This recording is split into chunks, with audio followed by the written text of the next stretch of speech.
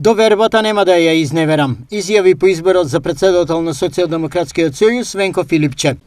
Сега е време за обнова на СДСМ и многу работа. Нема време за славење.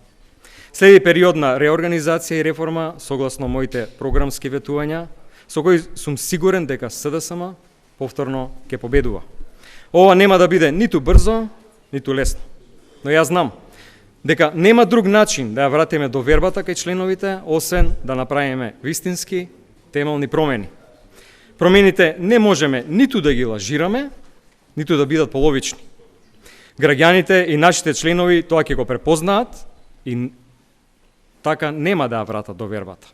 Промените мора да бидат вистински, искрени и пред се истрајни, за да може полека, но сигурно да ги освојуваме срцата на граѓаните. Филипче во своето обраќање вети обединување наместо разединување. Као претседател, ветувам дека нема да делам, туку ќе обединувам. Ветувам дека ќе водам со пример и тоа ќе обарам од секој во партијата. Ветувам дека силно ќе се спротивставам на оние кои сакаат да ослабат партијата на сметка на личниот интерес. Ветувам дека ќе заштитам и слушам секој член и на секому ќе му дадам глас. Ветувам дека СДСМ ќе биде приземна, отворена и модерна партија, подготвена за предизвиците кои следат.